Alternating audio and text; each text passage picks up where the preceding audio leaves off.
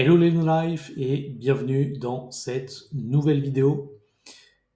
Est-ce que tu souhaites créer des vignettes comme Sam Altman pour ton contenu de vidéo? Eh bien, c'est ce qu'on va voir dès à présent. Alors, avant de te présenter le sujet, eh bien, je voulais te montrer le partenaire de la vidéo qui s'appelle Tela. Et donc, tu peux aller sur tela.com. Je te mettrai un lien affilié dans, les commentaires de la vidéo. Et en fait, qu'est-ce que c'est que Tela? Tela, en fait, c'est une solution SaaS qui me permet donc d'enregistrer mes vidéos de manière entre guillemets plus fluide. Précédemment, toutes mes vidéos, je les faisais à la main avec OBS et DaVinci Resolve. Donc pour moi, je suis très content de cette solution parce qu'elle est open source et du coup j'ai rien à dépenser. Sauf que effectivement, eh bien j'ai trouvé que ce serait bien j'ai trouvé cet outil et cet outil me permet quand même d'avoir une meilleure facilité pour créer mes vidéos. Alors effectivement, l'outil est payant, donc si vous voulez voir dans pricing, vous avez vous pouvez payer à l'année, c'est moins cher. Donc par exemple, donc là c'est au mois, donc c'est 19 € par mois, et à l'année, donc c'est 12 dollars par mois. Et si vous êtes très chaud, eh bien, vous pouvez passer sur du premium. Donc, qu'est-ce que fait Tela? Donc, c'est un utilitaire pour enregistrer des vidéos. Donc là, vous avez une vidéo de présentation. Et l'idée, en fait, c'est de enregistrer de manière simple vos vidéos. Donc, vous avez un gros bouton pour enregistrer. Et ensuite, vous partagez votre écran, vous partagez donc votre caméra. En fait, Tela, c'est surtout orienté, on va dire, produit. C'est plus orienté quand on a des choses à montrer, on va dire. Et donc, vous avez la possibilité d'avoir donc votre WordPress.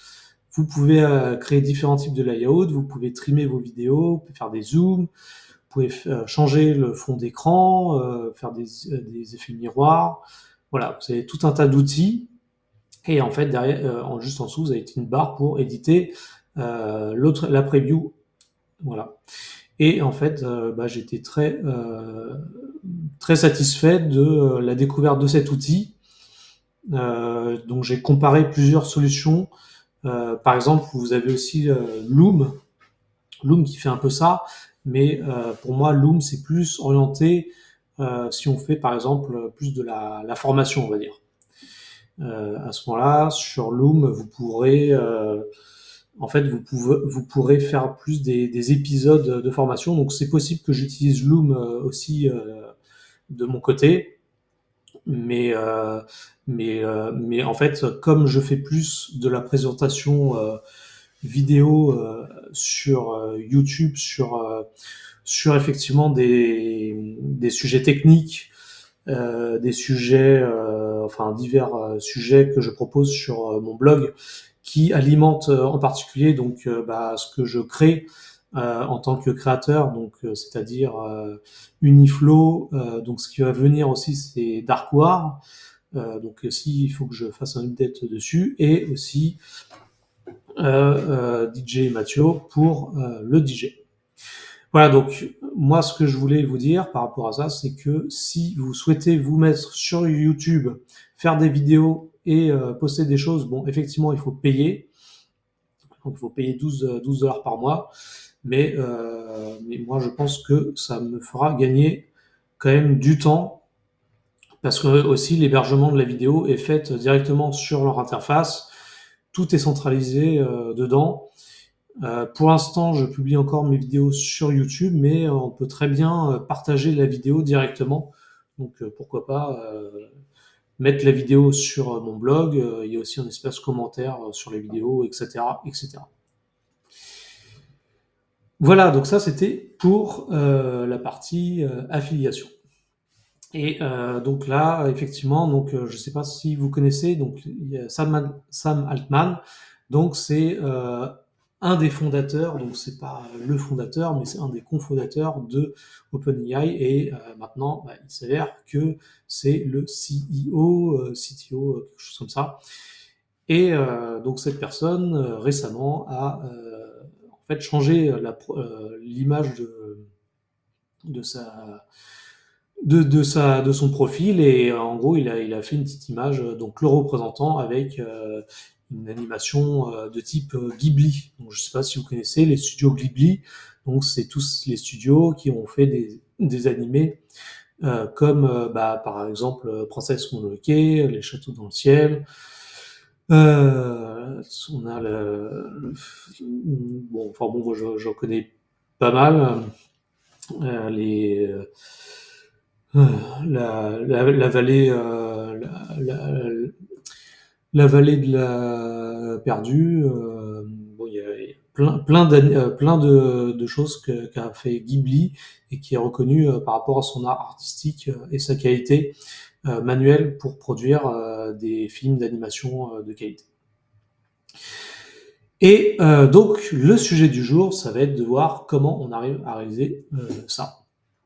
Alors moi, ce que je me souviens, enfin si vous vous souvenez en tout cas, j'avais déjà fait précédemment en fait, donc j'avais sur mon blog Darkwood fait donc un sujet sur l'automatisation de la création de vignettes YouTube. Effectivement, moi donc précédemment, quand je faisais mes vignettes YouTube, je les faisais sur alors je le faisais sur Krita. Donc Krita, c'est un logiciel open source qui permet d'éditer ces images. Et c'est vrai que ça me prenait du temps. Une alternative que vous pouvez faire aussi, c'est d'utiliser Canva. Canva, c'est pas mal. Donc pareil, là, c'est aussi payant, mais il y a quand même une partie gratuite. Et dans la partie gratuite, en fait, vous pouvez, entre guillemets, facilement faire des vignettes pour YouTube. Et en fait, moi, quand j'ai fait mon blog sur les vignettes YouTube, en fait, je m'étais dit, voilà, c'était l'époque, c'est toujours l'époque des LoRa. Donc, pour rappel, un LoRa, qu'est-ce que c'est? Alors, disons, je dirais ce que c'est qu'après. Donc, les LoRa, en fait, permettent en fait de générer un avatar à partir de photos. Donc, en gros, vous allez fournir un certain nombre de photos, et c'est un modèle d'IA qui va s'entraîner sur vos photos. Et à partir des photos, vous écrivez un prompt, et le prompt, en fait, il va générer une photo de vous représentant avec le contexte du prompt. Donc en fait, là, par exemple, la vidéo YouTube, donc ça, on pourrait regarder comment je l'ai générée, mais en fait, elle a été générée parce que j'ai écrit, voilà, représente. Donc j'ai alimenté, je vous montrerai donc comment j'ai entraîné le modèle. J'ai entraîné un modèle avec mes images, et je lui ai dit, voilà, fais-moi une vignette YouTube. Et comme ça, en fait, j'ai même plus besoin de passer par un logiciel d'outils. Bon, après, ça remplacera pas forcément Canva, parce que on peut quand même rajouter des choses en plus par-dessus la vignette que vous générez. Mais quelque part, moi, en fait, ça me permet de plus avoir à me concentrer sur la génération de la vignette, à défaut quand même de savoir si la vignette, elle est quand même sympa à présenter sur la vidéo YouTube. Donc il y a quand même un choix que je fais pour vérifier que j'aime bien la vignette. Donc LoRa, pour rappel, c'est une méthode donc d'IA qui permet donc, comme je vous ai dit, d'entraîner un modèle. Et donc LoRa, donc en particularité, ça a été développé par Flux, et ça vous permet donc d'entraîner un modèle de génération d'images. Donc c'est pas forcément par rapport à moi, mais vous pouvez faire n'importe quel type de modèle, hein, c'est très très générique. Moi, dans ce cas de figure, on va vraiment le dédier à la génération d'images. Alors du coup, je me suis posé la question, comment je vais faire pour générer mes vignettes YouTube, enfin mes vignettes de type Salman. Donc du coup, j'ai fait une petite recherche sur Google, et en fait, je suis tombé sur un truc de Hugging Face, d'ailleurs qu'il faut liker bien sûr. Je vous rassure, je l'ai pas du tout utilisé ce modèle. C'est juste que j'ai vu qu'on pouvait faire des choses dessus. Donc j'ai vu qu'il y avait d'autres types de modèles en me renseignant. Il y a Google qui a sorti un modèle. Bon, le problème c'est que je me souviens plus comment il s'appelle. Je le mettrai dans les ressources de l'article que j'écrirai.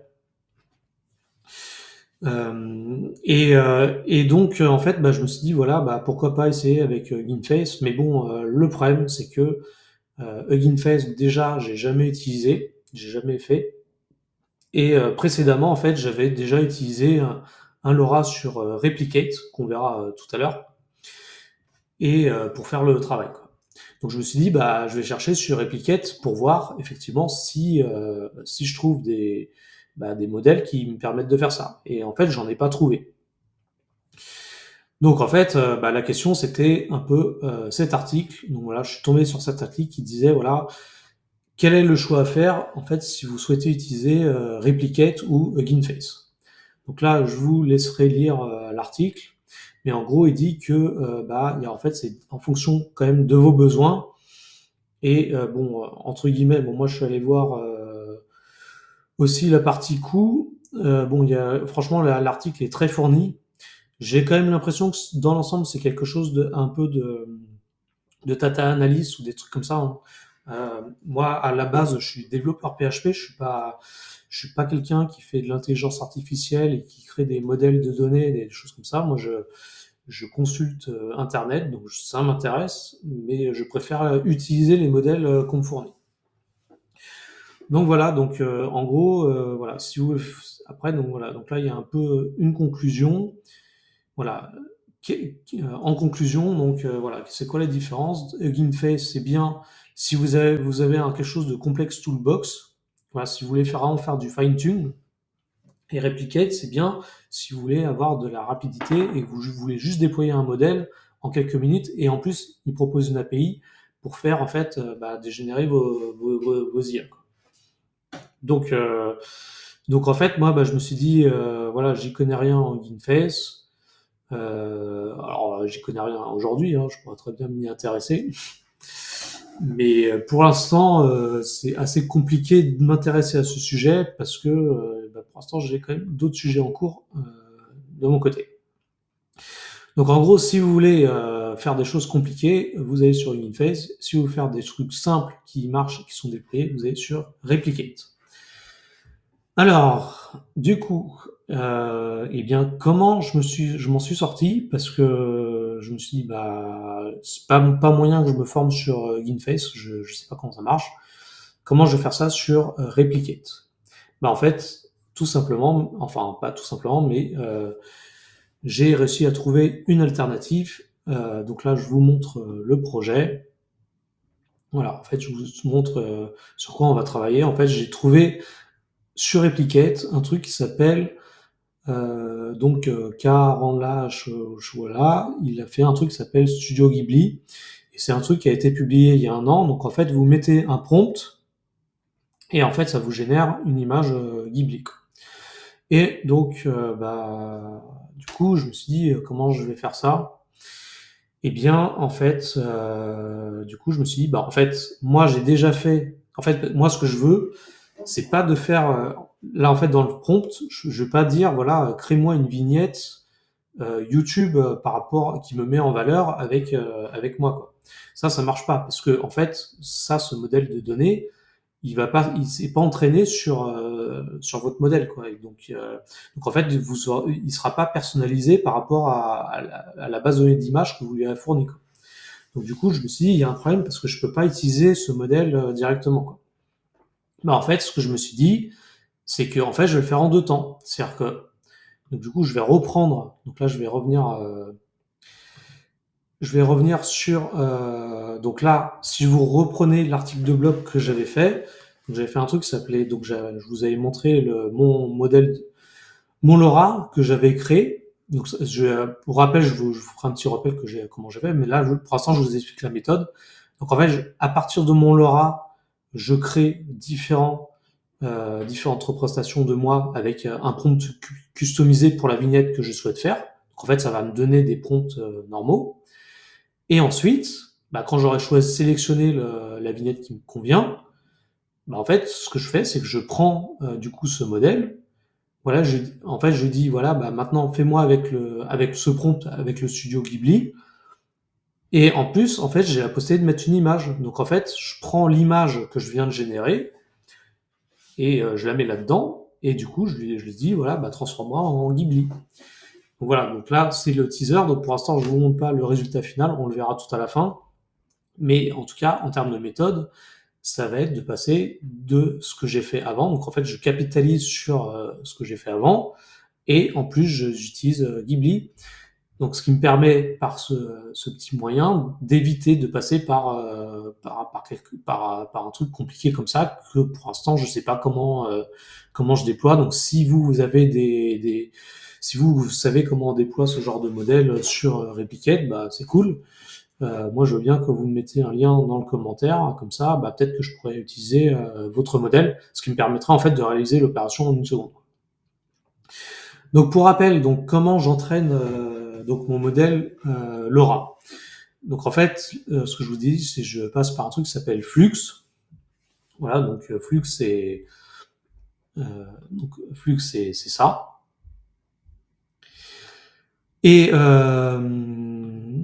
et donc du coup, ce que je fais, c'est que du coup, en fait, donc pour entraîner ce modèle, il faut mettre des images de données, et en fait, vous précisez un token qui va caractériser en fait les images que vous souhaitez entraîner. Donc ça, pareil, donc ça, je l'avais fait à l'époque, donc j'avais mis, je sais plus, j'avais mis 20 images de moi et j'avais entraîné. Donc voilà, donc là j'ai remis l'article de blog qui permettait de traiter de sujets. Donc voilà, vous pouvez faire plein de trucs, quoi. Voilà, donc ça c'était l'article de blog. Et donc du coup, bah, j'en suis arrivé à mon LoRa, quoi. Donc voilà, donc mon LoRa il est ici, quoi. Bah, si vous souhaitez, donc voilà, donc moi j'avais préparé. Donc oui, alors bon, ça je le mettrai pas dans la vidéo. Voilà, donc moi, ce que j'avais préparé, c'était un prompt. L'idée, c'était de préparer un prompt. Voilà, ça. Donc là, il me faut. Alors bon, je sais pas si ça s'écrit prompt, mais bon, peut-être ça va venir, hein. Donc l'idée, en gros, c'est que j'ai préparé un prompt qui s'appelle, voilà, qui permettra, en fait, qui va générer la vignette de ma propre vidéo que je vais réaliser aujourd'hui, quoi. Donc en fait, là, l'idée, c'est de dire, voilà, cinématique qui me représente. Donc moi, ce que j'aime bien, c'est me mettre sur la droite, avec, bon, et avec des poses dramatiques, tout ça. Et sur la gauche, alors voilà, on va mettre un topic. Donc le topic, ce sera vignette YouTube. YouTube. Donc ça s'appelle Sunmail. Thumpnail. Voilà, view en background, contraste. Voilà. Donc là, si vous voulez, on peut le faire sur mon LoRa, hein. Donc là, cinématique YouTube. Bon, moi, ce que j'aime bien, c'est de faire. Moi, je fais 4 outputs pour que ce soit. En fait, là pour l'instant, on va le faire à la main. Et après, je vous montrerai comment on peut l'automatiser avec Symfony. Donc là, bon, faut attendre un petit peu, du coup. Donc là, c'est en train de générer, donc avec le LoRa que j'ai créé, donc là, des différentes repassations. Bah, d'ailleurs, je verrai ce que ça donne, hein. Peut-être que je les garderai, hein, on verra. Mais du coup, ça, c'est quand même une manière de le faire manuellement, quoi. Donc voilà, donc bon, bah, on va dire à gauche c'est une vidéo de YouTube et à droite c'est moi, quoi. Voilà, donc là on a cette représentation, voilà. Là on a moi version féminin, et là, bah, par exemple, ça pourrait très bien se prêter bah, à la vidéo, hein. Donc, parce que là, en fait, à droite, bah, c'est moi, et à gauche, bah, c'est ce qu'on veut, quoi. Donc là, ce qu'on va faire, c'est qu'on va. Donc là, je vais sauvegarder l'image. Hop. Donc là, je vais mettre du WebP et donc là, on va le tester avec. On va tester le rendu avec Ghibli. Donc là, je vais dire voilà, dans le style de Studio Ghibli, mets-moi l'image. Donc là, je prends l'image qui a été générée et on va voir qu'est-ce qu'il me donne. Donc là, il est en train de générer l'image. Donc ça va, au niveau des temps de réponse, on est plutôt correct, quoi. Bon, bah après, bon, faudra voir un petit peu comment ça fonctionne, mais en tout cas, bon, bah du coup, là, ça m'a fait un peu l'inverse, hein, on va dire que là, je suis à gauche en Ghibli, et, je suis représenté à gauche, et à droite, bah, donc c'est le studio Ghibli directement, quoi. Bah, remarque, ça peut bien se prêter puisque c'est quand même une vignette Ghibli et on va dire qu'à gauche, c'est moi, quoi. Voilà, on va dire que tout est inversé, mais ça pourrait se prêter à la prochaine vignette YouTube, donc pourquoi pas. Donc là, je vais l'enregistrer, comme ça vous verrez sur la vidéo quelle est la vignette. Et maintenant, donc ça c'était donc la première partie, donc c'était la manière de comment vous générez une vignette YouTube. Alors donc ça c'est pas une vignette YouTube, c'est un thumbnail. Après effectivement si vous voulez en faire une vignette YouTube, il va falloir le recadrer. Alors moi j'utilise un outil pour le recadrer. Vous utilisez les vôtres, mais en tout cas pour recadrer une vignette YouTube, il faut le mettre d'une certaine hauteur et largeur. Mais à partir de ça, vous pouvez mettre ça dans YouTube et ça vous fait votre vignette. Donc voilà, donc là vous avez les billes pour faire une vignette de vous, représentée en mode Ghibli et donc sur le sujet de votre choix, quoi. Et maintenant, on va voir comment l'automatiser. Voilà, donc ça c'est la deuxième partie. Alors, comment je vais automatiser ça? Donc c'est pour ça qu'on va passer donc sur la partie code. Donc là vous pouvez voir, j'ai déjà fait des tests, hein. Donc comme d'habitude, je vous ai fait donc j'ai mis des commentaires ici un petit peu, je mettrai dans le README quand ça fonctionne. Donc ça voilà, je vous mettrai ça dans le README. Donc, je vous ai préparé un dépôt GitHub, effectivement, je vous donnerai le lien tout à l'heure. Donc, qu'est-ce que je souhaite faire pour automatiser ça? Donc, la dernière fois, on l'a pas automatisé, mais là, comme récemment avec les sujets que j'ai proposés sur, en ce moment, je regarde pas mal les MCP, le tooling, et j'essaie de voir en fait comment je peux intégrer ça dans Uniflow, mon outil d'automation.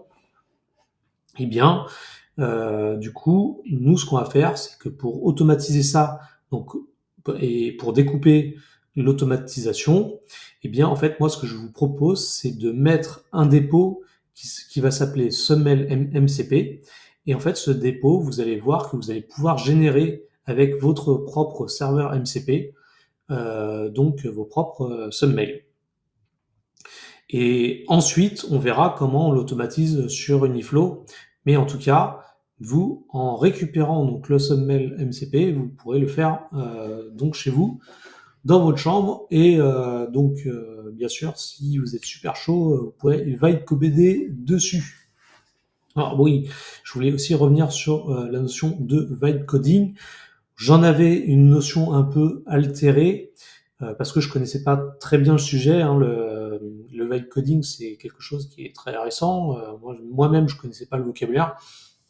Et donc, en regardant une des dernières vidéos de Benjamin Code, qui a fait un sujet sur le vibe coding, il expliquait que le vibe coding, c'était quand même essentiellement consacré en fait, ça peut être consacré pour les développeurs, mais c'est du faux vibe coding. En fait, le vrai vibe coding, c'est pour des personnes qui connaissent rien en la programmation et qui veulent vraiment faire quelque chose.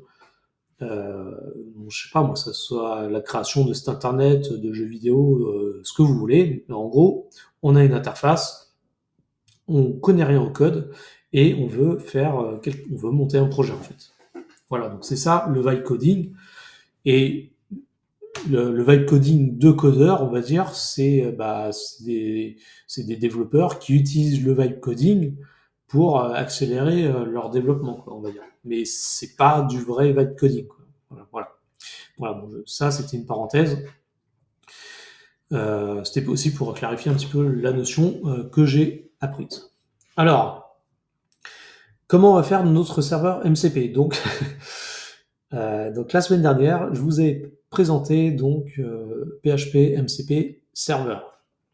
Alors, là, pareil. Donc, c'est des notions assez nouvelles pour moi. Donc, à la base, je m'étais basé sur l'article de Joli Code, et c'est vrai que je voulais un peu industrialiser le processus parce que je voulais pas quand même me retrouver à la main à faire des serveurs MCP tout le temps. Donc, c'est vrai que ce projet était super cool parce que moi, ça m'a permis quand même de monter mon projet MCP. Et pour rappel, donc, vous pouvez faire plein de trucs, quoi. Donc il y a beaucoup de possibilités, voilà. Donc, voilà. Mais alors donc là ça c'est parce que je fais partie de la communauté PHP et donc j'ai eu un très bon conseil euh, d'un membre de la core team Symfony, alias Nicolas Grecas. Donc voilà, quand il vous dit quelque chose, je pense que c'est bien de l'écouter. Et donc lui, il m'a conseillé de regarder au niveau des LLM, qu'est-ce qui était intéressant de faire. Alors, donc moi, ce que je veux dire, c'est que c'est pas une question que ce projet n'est pas bien, mais pour moi, en fait, donc j'ai regardé les ressources de Nicolas, et effectivement, en fait, je suis tombé donc sur un truc qui s'appelle donc j'ai regardé la ressource de Nicolas et en cherchant un petit peu enfin ce qu'il voulait dire par là, en fait, je suis tombé sur un truc qui s'appelle PHP LLM écosystème. Et effectivement, donc c'est une personne qui s'appelle en particulier, hein, donc il y a Christopher Hertel, donc on a aussi Mathieu Santo Stefano, que j'ai vu aussi cette semaine, et Moé Miskra, donc lui je connais pas cette personne. Et en fait, ils ont monté un truc qui s'appelle PHP Ecosystem et qui a pour but en fait, donc je vais rentrer un petit peu dans le détail, donc qui parle en fait de l'écosystème PHP pour faire de l'IA. Et dedans, en fait, on a des choses qu'on retrouve. En fait, la semaine dernière, je vous avais parlé de Neuron AI. Donc ça, c'est quelque chose que j'utilise côté Uniflow pour intégrer, pour aller questionner des modèles MCP. Et en fait, on a aussi LLF-FAN. Donc ça aussi, ça c'était quelque chose c'était une ressource que j'ai pas présentée, mais que je comptais présenter sur un autre sujet. Mais bon, malheureusement, bon, j'ai pas encore. Là, c'est en cours. Euh, et aujourd'hui, donc en fait, on va s'intéresser à un truc qui s'appelle LLM Chain. Et dans le LLM Chain, on verra aussi qu'il y a quelque chose qui a des choses au niveau des MCP. Donc voilà, donc là il parle de beaucoup de choses, donc il y a des MCP, Drupal, Laravel, donc bon après je sais pas trop, mais en gros, en fait, c'est vrai que la partie IA côté PHP, c'est quelque chose que je trouve assez nouveau dans l'écosystème PHP. Quand on est développeur PHP et qu'on doit comprendre un petit peu ce que ça veut dire LLM, c'est pas non plus des trucs qui nous sont familiers forcément. Et là, en fait, l'écosystème PHP LLM, c'est des outils en fait qui vont quand même nous aider en tant que développeur PHP pour pour pouvoir en fait interagir avec des modèles, des trucs comme ça, sans forcément avoir à rentrer dans le détail sur comment ça fonctionne l'IA, etc. Après, c'est sûr, c'est bien de s'intéresser à ce que c'est que les LLM. Il y a des experts, donc je pense à Inata Soon, qui est la personne qui a parlé au forum PHP 2024, donc à Disneyland sur tout ce qui était LLM. Et donc là, moi, j'étais à l'AFUBDAY de Poitiers, là, donc cette semaine. Et donc, du coup, effectivement, j'ai retrouvé donc, cette personne qui a aussi présenté un sujet sur sur, on va dire, la manière dont on alimente les LLM.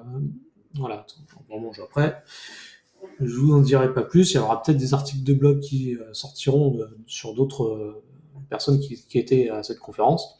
Mais en tout cas, c'est des sujets, effectivement, qu'on connaît pas forcément et qui est intéressant, qui sera à l'avenir, effectivement, sûrement un passage obligé quand même à connaître, un peu comme, on va dire, enfin moi je vois un peu ça comme les interactions entre les back-end et les front-end. C'est-à-dire, un back-end, il n'a pas non plus à savoir comment fonctionne un front-end dans tout dans tout ce qui fonctionne. Là, c'est pareil, en fait. Dans des équipes, on peut peut-être avoir des data analysts et en fait, du coup, en fait, on leur pose des questions sur leur manière de faire de l'IA et nous, on met les outils en place, quoi. Voilà. Enfin bon, moi, c'est la manière que je vois. Donc là, en fait, dans cet écosystème, on a des choses de fournies. Et donc, dans cet écosystème, donc en cherchant, parce que j'ai remonté en fait à la base, donc je me suis intéressé à un truc qui s'appelle LLM Chain, qui m'a remonté un truc qui s'appelle MCP SDK et qui m'a remonté un truc qui s'appelle MCP Bundle. Donc, je vais commencer dans l'ordre. Donc, qu'est-ce que c'est que MCP Bundle? MCP Bundle, c'est un bundle qui est dédié à l'intégration Symfony. Ça tombe bien, je fais du Symfony et du coup, ça m'intéresse beaucoup parce que dans le projet que je vais vous montrer, on va créer un skeleton Symfony dans lequel on va intégrer le bundle. Ce MCP Bundle, qu'est-ce qu'il fait? En fait, lui, il va proposer donc deux types de clients qui sont STDIO et SSE. Donc c'est pour ça qu'en fait, ici, là, par rapport à ce MCP Server, je crois, on avait un autre type de client qui n'est pas implémenté, mais qui sera sûrement implémenté dans l'autre. Hein, mais bon, on avait, par exemple, ici, là, on avait un type de client HTTP, un truc de genre. Mais alors lui, le MCP SDK, lui, on a un client qui s'appelle Server Sent Event via controller. Donc ça, c'est encore, voilà, c'est encore mieux, enfin entre guillemets, parce que voilà, si vous faites directement des appels Server Sent Event, pour rappel, un événement Server Sent, en fait, c'est un événement en fait qui va interroger le serveur et en fait on va venir en fait il y aura une écoute active qui sera faite. C'est un événement unilatéral, c'est-à-dire qu'en fait le serveur envoie au client les événements quand ils sont produits, quoi. Donc par exemple, ça c'est utile si vous avez besoin d'appeler votre MCP. Et en fait, le MCP, lui, il va vous dire quand est-ce qu'il aura répondu à votre information. Donc nous, ce qu'on va faire, c'est que pour l'instant, on va utiliser ce qu'on avait vu les semaines dernières, donc c'est le STDIO, puisque pour l'instant, on parle en ligne de commande, mais en tout cas, ça va sûrement m'intéresser lorsque je mettrai à disposition des MCP dans Uniflow. Mais ça, je le ferai au niveau de lorsque je sens on aura un projet web par rapport à ça. Donc ça c'est vraiment utile. Mais si vous utilisez toujours la commande, en fait, en tant que développeur, enfin là, dans notre cas de figure, on va utiliser std.io. Alors, donc, le bundle MCP, en fait, il se base sur MCP SDK. Et en fait, MCP SDK, on va dire, c'est l'équivalent de MCP Server, dans le sens où, le MCP SDK, lui, la manière dont vous faites la manière dont vous le mettez en place, au début, moi, j'avais commencé à le faire à la main, Mais en fait, voilà, si vous voulez vraiment utiliser le SDK de manière fine, eh bien, vous prenez le SDK, vous pouvez déclarer des commandes, vous pouvez déclarer des contrôleurs, et surtout, en fait, vous pouvez déclarer des tools. Et en fait, les tools, et en fait, c'est vrai que bah, c'était aussi. En fait, c'est bien parce que en fait, la personne qui a bossé dessus, donc, enfin, les personnes qui ont bossé dessus, on pensait à exactement ce que je m'étais. Enfin, bon, bah, c'est bien, ils ont fait le taf. Hein. Mais du coup, en gros, euh, lorsque vous utilisez OpenAI, vous avez la possibilité de mettre des tools. Et au niveau des MCP, c'est pareil, vous déclarez des tools. Et ben là, en fait, c'est pareil. C'est-à-dire qu'en fait, là, on va utiliser donc l'attribut qui s'appelle asTools de Toolbox. Toolbox, en fait, c'est un outil qu'on déclare pour les tools d'OpenAI, pour en tant qu'LLM, en fait. Et lorsqu'on rajoute le asTools, mais pour le MCP SDK, enfin, c'est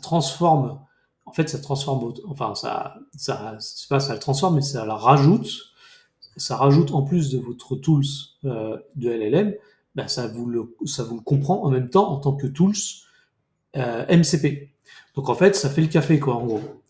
Donc, là, lorsque vous déclarez un attribut de type asTools, eh bien, vous faites à la fois un tools de type LLM et un tools de type MCP. Donc, ça, c'est très pratique et donc, eh bien, vous verrez, en fait, quand j'aurai fait, je vous montrerai donc dans le code comment ça fonctionne, que c'est super cool. Et donc, bah, en fait, MCP SDK, c'est un SDK qui se base sur LLM Chain. Et LLM Chain, eh bien, c'est le modèle de Large Model Chain, voilà. Et donc, c'est là, en fait, où vous allez pouvoir utiliser donc vos modèles et les plateformes sur lesquelles vous voulez effectuer vos modèles. Donc là, en fait, il y en a existé. Donc moi, tout ça, je vais le faire. Donc là, actuellement, en fait, moi, je veux pas créer un LLM parce que là, en fait, je crée un MCP. Quoi. Le MCP, là, en fait, il va interroger replicate.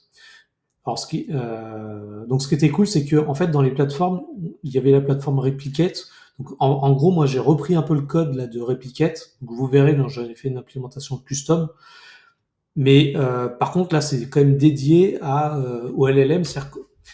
En gros, ce que vous faites, c'est que si vous regardez la documentation, pour déclarer votre LLM, vous allez choisir la plateforme sur laquelle vous allez interagir avec votre LLM. Donc, dans la plateforme, en fait, vous pouvez utiliser OpenAI avec Azure. Vous pouvez utiliser voilà, Ollama. Bon, je cherchais, mais enfin, si vous voulez faire un truc, bah, voilà, on peut utiliser Hugging Face.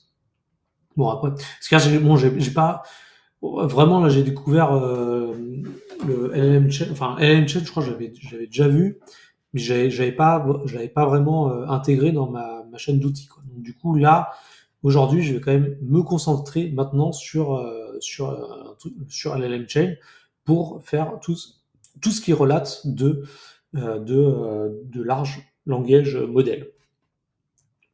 Et donc, du coup, vous pouvez utiliser donc votre plateforme et le modèle qui va être associé à votre plateforme. Et après, vous avez une notion de message, un peu comme ce qu'on retrouvait donc mince, j'ai oublié, non, c'est pas ça. Sur Neuron IA, voilà, c'est un truc que je vous avais présenté la semaine dernière. Sur Neuron IA, bah, pareil, on peut mettre un truc qui s'appelle Message Bag avec une partie système, une partie utilisateur, et vous passez votre chaîne. Voilà, donc du coup, vous avez des exemples. Et en plus, dans les tools, ce que j'ai remarqué, donc là, alors, ce qu'il y a de bien, c'est qu'au niveau des tools, donc vous avez différentes manières de déclarer vos tools. Donc soit, voilà, donc la manière la plus courante, c'est en fait d'en faire une classe. Donc ça, c'est ce que j'ai implémenté. Enfin, moi, j'ai implémenté la deuxième solution, mais au début, j'ai implémenté la première, donc on verra la première. Ensuite, la deuxième solution, c'est de déclarer donc tous vos tools que vous souhaitez utiliser dans une classe. Vous pouvez mettre des critères d'utilisation de vos tools avec des patterns. Et aussi, ce qui est marrant, c'est que pour une classe que vous pouvez pas toucher, en fait, vous pouvez l'annoter pour en faire un tools, quoi. Donc, par exemple, si vous avez une classe, en fait, avec l'injection de dépendance, bah, ça va instancier votre classe, et ensuite vous dire, bah là, tu as la méthode publique qui s'appelle clock, et voilà, en fait, ça l'annote directement, quoi. Ça, c'est pas mal parce que vous pouvez annoter vos tools directement. Alors aussi, après, au niveau de vos tools, vous pouvez rajouter, donc là, c'est Chain Factories, donc votre toolbox, vous pouvez rajouter euh, vous pouvez mettre de la mémoire dans vos tools. Bon, ça, après, je maîtrise moins pour l'instant. Bon, ça sera des choses, il faudra quand même que j'arrive à potasser. Vous pouvez mettre des listeners. Et alors, dans les tools, il y en a aussi qui sont built-in default. Ce que je savais pas. Donc, par exemple, à une période, en fait, j'avais fait, donc, dans mes précédents blogs, je vous avais fait un truc sur YouTube Transcriber. Bah, voilà, bah, ici, là, on a un tools YouTube Transcriber. On a un tools Brave pour chercher des choses sur Brave, un tools sur l'heure, un crawler, on peut crawler des choses, on peut utiliser Serge API. Serge API, oui, bah, ça c'est un outil qui pourra me faire des requêtes sur des API. Euh, Talibi, attends, je me souviens plus. Enfin, Talibi, ça me dit quelque chose, mais je m'en souviens plus là maintenant. Bref, en tout cas, là, il y a quand même un certain nombre de tools qui vont aussi m'intéresser. Et en plus, bah, il y a des exemples de qu'est-ce que vous pouvez faire. Franchement, là, si vous voulez vous amuser à faire remplissage de masque, image to text, résumer des trucs, texte ou image, bon, bah voilà, prenez ça, vous vous amusez à faire plein de trucs. Donc voilà. Et puis transform PHP. Donc on peut transformer. Oui, voilà. Donc ça c'est voilà. Donc ça c'est la notion de modèle que j'ai vue. En fait, c'est par rapport aux plateformes. En fait, lorsqu'on appelle notre modèle avec au niveau de la plateforme, je crois en fait on peut transformer. En fait, au lieu de au lieu de mettre un texte textuel, on peut avoir un transformer, je crois, c'est quelque chose qui est plus compréhensible au niveau du langage LLM, au niveau de la requête. Enfin bon, bref, après ça je sais, je préfère pas trop m'aventurer dessus. Mais en tout cas, ça sera sûrement des textes, des textes qu'on verra plus tard. Donc, où est-ce qu'on en est? Donc là, eh bien, je vais vous montrer la partie code. Alors, qu'est-ce qu'on va faire? Donc là, je vous ai préparé un dépôt MCP dans lequel donc j'ai mon prompt et ensuite, eh bien, j'ai fait en fait donc là j'ai fait les commandes suivantes pour créer mon projet MCP. Donc j'ai fait un Symfony Skeleton avec Submail MCP. Ensuite, je suis allé dans mon Skeleton MCP et ensuite j'ai fait un require PHP LLM MCP bundle. Et bien sûr, bah, j'ai fait un git init pour déclarer mon objet versionnel pour le déposer sur GitHub. Voilà, donc là, on en est là. Là, c'est le premier commit. Qu'est-ce qui est intéressant dans le premier commit? Eh bien, en fait, le MCP bundle, si vous regardez la documentation, il faut rajouter donc mcp.yaml. En fait, donc là, il faut le configurer ici. Donc là, en fait, vous configurez MCP YAML. Cette partie, en fait, elle est commentée parce que c'est écrit que c'est pas encore implémenté. Moi, j'ai des erreurs de compilation quand j'ai essayé de faire ça, mais ça marche pas encore. Donc, pour l'instant, cette partie viendra, mais c'est pas tout de suite. Mais en tout cas, en fait, tout ce qu'il y a à faire au niveau de ça, c'est juste de configurer votre MCP. Il y a rien à faire. Et là, après, bah, du coup, donc là, comme dans la documentation, bah, vous déclarez votre tool. Donc là, j'ai repris la documentation. Là, j'ai un simple text tools. Voilà, donc c'est pour faire coucou. C'est un hello world. Et bien sûr, donc comme je vous avais dit, donc moi ce que j'ai fait, c'est que du coup, je me suis créé un fichier cursor. Et comme ça, en fait, dans mes cursor settings, eh ben, j'ai même pas besoin de l'ajouter. En fait, il est géré au niveau de mon projet. Donc là, j'ai rafraîchi. Alors moi, ce que j'aime bien, c'est que j'ai pas maintenant avec cet outil, j'ai pas le problème de la dernière fois. En fait, là, les tools, ils se rafraîchissent normalement. Donc là, moi, je suis content. Moi, ça me, bah, maintenant, ça fonctionne. Donc là, si je regarde le sample text tool, donc là, il me dit, voilà, en fait, donc là, je demandais à mon LLM, give me greetings message. Donc voilà, donc là, j'ai activé mon MCP. Donc là, il a détecté qu'il va chercher le MCP simple text. Donc là je dis exécute-moi. Voilà, et donc là, j'ai hello user, this is a simple text tool response. Voilà, donc là, je l'ai là. Alors, pour rappel aussi, moi, quand je fais en fait tout ce qui est requête MCP, je vous rappelle encore une fois, j'utilise un modèle explicitement anthropique parce que c'est ce qui marche le mieux puisque c'est le protocole MCP a été créé par Anthropic. Donc là, j'utilise Claude Sonnet. Là, c'est Claude Sonnet intelligence. Non, ça c'est Claude Sonnet avec intelligence. Mince, où est-ce qu'il est?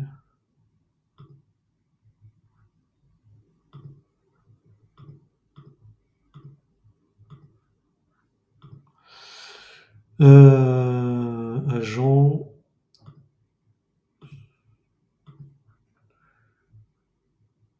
Bon. Bah, il n'existe plus. Maintenant, il n'y a que Claude Sonnet avec intelligence. Voilà. Bon, c'est la vie. Bon, bah, j'utilise celui-là maintenant. Voilà. Ok. Eh bien, là, on a vu qu'on a fait notre MCP.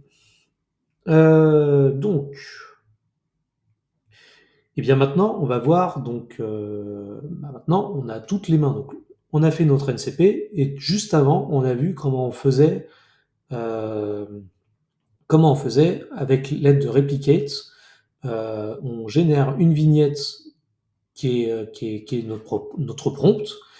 Et ensuite, comment cette vignette, on l'a convertie en Ghibli. Voilà. Donc, je reprends mon graphe. Donc là, c'est pour ça, là, j'ai encore codé. Donc, bon, je vous mets directement le code. En fait, là, qu'est-ce que j'ai fait? Bon, alors cette partie, la bridge, c'est une partie sur laquelle j'ai dû travailler parce que il a fallu que je prenne en main un peu la solution. Globalement, j'ai développé euh, un client Replicate. Pourquoi j'ai mis ça dans Bridge? Parce que en fait, ce qu'on a vu tout à l'heure sur le PHP LLM, on avait en fait une notion de plateforme qui proposait des clients. Et donc moi j'ai repris. En fait, ce qu'il faudrait que je fasse dans l'immédiat, mieux, ça serait d'utiliser la notion de plateforme. Voilà, j'ai essayé, je suis pas allé plus loin parce qu'il a fallu que je rajoute déclare un méta, des trucs comme ça. Je me suis limité à la notion de client. Ce que j'ai rajouté aussi, c'est le tooling Nix, c'est-à-dire qu'en fait, vous, si vous téléchargez le projet, vous avez la possibilité de tout en, en instance Nix, vous avez tout quoi en fait. Donc là, en fait, si vous faites un make Nix, là ce que je vais faire ici, si je fais un make Nix, eh bien, je suis dans l'environnement Symfony qui me permet en fait d'exécuter les commandes makefile. Enfin là, je peux utiliser toutes les commandes Symfony. J'ai rien à faire. Et aussi, donc j'ai rajouté, bon ça c'était pour moi, j'ai fait des tests commandes. Donc là, j'ai rajouté 2 fichiers de test. Nous, on va utiliser la commande PHP. L'idée, c'était de tester le tools parce que en fait, je voulais pas passer par le protocole MCP pour tester le tools. Je voulais tester le tools via une commande Symfony. Quoi. Donc en fait, là, si je fais bin console, j'ai un truc qui s'appelle app test submail. Voilà. Ok, donc ça c'est fait. Et donc maintenant, alors ce qu'il faut aussi que je vous montre, c'est quand même la déclaration des services au niveau de l'injection de dépenses. Franchement, il n'y a rien à faire, quoi. C'est-à-dire, j'ai déclaré un MCP. Au niveau des bundles, j'ai rajouté le MCP bundle. Et au niveau des services, j'ai déclaré mon service. Donc j'ai déclaré en fait des services. Donc j'ai dû rajouter. Donc en fait, là, j'ai créé mon client dans lequel j'ai injecté par dépendance. Donc j'ai des besoins de clock, j'avais besoin de l'API replicate. Donc je vous montrerai pas l'API replicate, mais en fait il faut que vous ayez sur replicate et vous mettiez votre clé API. Ça c'est nécessaire si vous voulez faire des calls replicate. Donc pour rappel, donc là en fait vous allez dans les settings, account settings, et dans les account settings vous verrez que vous pouvez gérer des clés replicate. Donc où est-ce que j'en étais? J'en étais dans les services. Voilà, donc dans les services, je vous montrerai donc peut-être vite fait le client. Ensuite, j'ai déclaré, donc ça c'était quelque chose que j'avais besoin de faire, parce que sinon ça me crachait au nez. En fait, il a fallu que je déclare mon toolbox. Et, donc dans mon toolbox, en fait, j'ai dû auto-wire, en fait, du coup, en fait, j'ai auto-wire, parce qu'en fait, du coup, dedans, j'ai auto-wire le client qui me permettra de, de, d'aller interroger Replicate. Voilà, donc ça, là vraiment, c'est pour la partie configuration, il n'y a rien à faire. Rien à faire. Voilà, j'ai même pas de commande. En fait, dans l'idéal, en gros, vous avez juste votre tool, quoi. Donc là, j'ai quand même rajouté donc une partie client parce que bah, j'ai besoin d'appeler Replicate. Voilà, et donc du coup, bah, comment ça va se passer pour faire le modèle, le tools automatisé? Eh bien, en fait, il suffit de revenir donc dans les tools qu'on a vus, et en fait, on a un bouton qui s'appelle Run with API. Voilà, et donc là, par exemple, moi, si je veux faire mon LoRa, eh bien, donc on a les données d'input qu'on peut rentrer. Donc moi, je vous rassure, je ne les ai pas toutes mises, hein. Enfin, en gros, j'ai mis les données, les inputs qui m'intéressaient. Donc là, évidemment, il n'y a rien qui est fait pour PHP, mais en tout cas, vous avez la possibilité d'utiliser donc CRL pour faire vos tests. Et donc, si vous utilisez par exemple Postman, vous pouvez faire des tests pour ça. Voilà. Et donc du coup, eh bien moi, donc mon modèle ID, donc moi, ça s'appelle MyTool. En fait, ce modèle est privé, donc si vous connaissez mon ID, voilà, vous aurez accès à mon modèle. Si je me fais hacker, bah, si Replicate se fait hacker, bah, vous pourrez générer plein d'images de moi, mais bon, je fais confiance à Replicate dans leur sécurité, et donc j'espère que je me ferai pas hacker, quoi. Bon, sinon, je supprimerai mon modèle, quoi. Mais bon, du coup, moi, j'ai utilisé mon modèle. Donc, pour rappel, vous pouvez générer le vôtre. Et ensuite, bah, je vais utiliser le modèle Studio Ghibli qu'on a vu, quoi. Et donc, du coup, eh bien, j'ai fait un tools qui s'appelle Generate Thumbnail Image. En particulier aussi, bon, j'ai fait un deuxième tools pour générer juste une image Ghibli, juste pour la déco. Parce qu'en fait, j'ai découpé mon tools.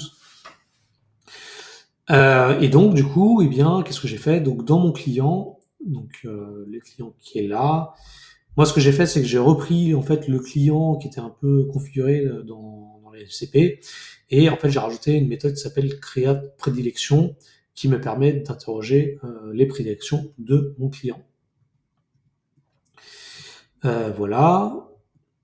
Et donc, du coup, en fait, je crée une prédilection sur mon modèle avec du coup les paramètres et mon prompt. C'est-à-dire qu'en fait, là, mon MCP, moi, ce que je fais, c'est que je lui fournis directement le prompt que je veux à mon modèle.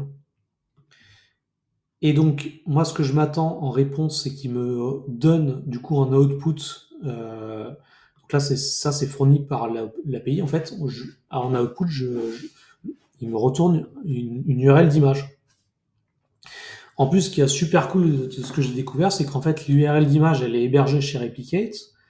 Et cette URL d'image, en fait, je peux la récupérer pour la mettre dans mon Ghibli image. Donc en fait, j'ai même pas besoin de prendre l'image et de la rapatrier sur mon disque dur. Là, en fait, j'ai juste à prendre l'image qui est générée par l'URL, quoi. Et donc là, en fait, je fais pareil. Donc là, en fait, je vais faire un create Ghibli image avec mon prompt. Donc là, mon prompt, je l'ai juste dit, voilà, mais en fait, donc au niveau de l'image, donc je dis, voilà, prends l'image Ghibli et mets-moi l'image URL. Donc là, je fais le Ghibli image avec mon prompt. Et, euh, et donc du coup, mon prompt, je dis voilà, ça sera, fais-moi une image Ghibli, et je mets l'image URL que j'ai générée juste avant, et du coup, ça me fait un output qui est censé me retourner justement l'image générée par Ghibli. Voilà, donc, eh bien, on va faire la démo maintenant. Donc là, en fait, ce qui est super cool, c'est que du coup, maintenant, le refresh fonctionne. Donc ça, je suis super content. Et donc là, maintenant, j'ai bien mon tool qui s'appelle General Thumbnail Image. Donc là, ce que je vais faire, c'est que je vais reprendre mon prompt ici. Donc là, je vais dire, generate thumbnail image with the prompt with the donc following prompt. Donc là, je lui mets. Alors, je sais pas trop comment on met un prompt, hein, mais bon, je le mets comme ça. Et on va voir qu'est-ce qu'il me dit. Et donc là, il m'a trouvé le tools MCP Tools. Et dedans, il me dit voilà, mon prompt, cinématique, email, machin, powerful, avec ClickUp Style. Ok, ben je run le tools. Alors donc là, ça peut durer un certain temps parce que vous avez vu, hein, générer une image, ça m'a pris un certain temps. Et ensuite, il faut générer le Ghibli. Donc ça c'est côté replicate. Et c'est aussi côté le modèle que vous choisissez. Effectivement, vous pouvez préciser des instances, des trucs comme ça.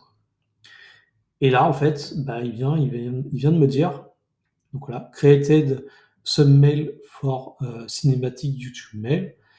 Et donc là, en fait, voilà. Donc là, il m'a créé deux images. Donc je vais consulter donc l'image WebP. Bon là, il me la sauvegarde. J'avais déjà fait des tests précédemment. Donc là, c'est l'image qui m'a généré. Voilà, donc voilà, c'est moi avec un thumbnail qui perd de la terre, pourquoi pas. Et maintenant, on va voir qu'est-ce que ça donne au niveau Ghibli. Voilà. Bon, ça n'a rien à voir. Ça n'a rien à voir, mais bon, c'est intéressant. Bon.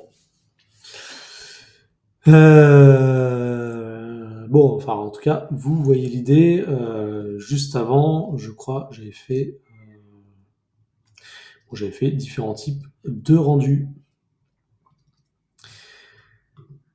Voilà. Et donc, je vais revenir. Donc, moi, ce que je vais faire, donc pour finir la vidéo, donc, je vais mettre le projet en open source, donc qui est déjà en open source sur cette URL. Je le mettrai dans le lien de l'article. Et si vous voulez aller plus loin et orchestrer la création de vos thumbnails via Uniflow, à ce moment-là, eh bien, je vous encourage à regarder, donc lire la vidéo que j'avais créée à cette époque, où j'avais introduit donc pas Composition, mais quand j'avais introduit Neuron IA et Uniflow pour pouvoir en fait, eh bien, à partir d'Uniflow, créer votre flow qui va interroger votre MCP et qui va vous retourner l'image donc dans votre workflow qui vous servira, donc cette image, elle vous servira du coup à la continuation de votre flow, par exemple pour faire des flows beaucoup plus complexes. Et donc moi, en fait, si je fais des flows très complexes, c'est en particulier, par exemple, pour, je sais pas moi, si vous mettez en ligne une vidéo YouTube, vous pouvez dire, voilà, j'ai généré la vidéo, je fais la vignette de la vidéo, j'ai fait la transcription, etc., etc. vous prenez Uniflow, vous créez vos blocs de flow, et en fait, vous balancez ça sur YouTube. En fait, vous exécutez votre flow, ça va vous faire toutes ces pratiques, et au final, bah, vous aurez votre vidéo YouTube qui sera générée dynamiquement avec tout ce qu'il faut. Voilà pour la vidéo de la création de vignettes MCP de manière automatique avec la touche artistique Ghibli. Donc, si vous avez aimé ce genre de contenu et si vous aimez ça, eh bien, je vous encourage à partager la vidéo, mettez un like, et aussi, de mon côté, moi, je propose aussi de vous former. Donc, là, pareil, je mettrai un lien dans la vidéo. Si vous êtes intéressé pour avoir donc mes conseils sur tout ce qui est automation, etc., eh bien, je propose donc un coaching de 30 minutes pour comprendre vos besoins et donc de voir en 30 minutes qu'est-ce qu'on peut mettre en place comme automation ou autre type de choses. Voilà. Eh bien, moi, je vous dis à plus et à la prochaine.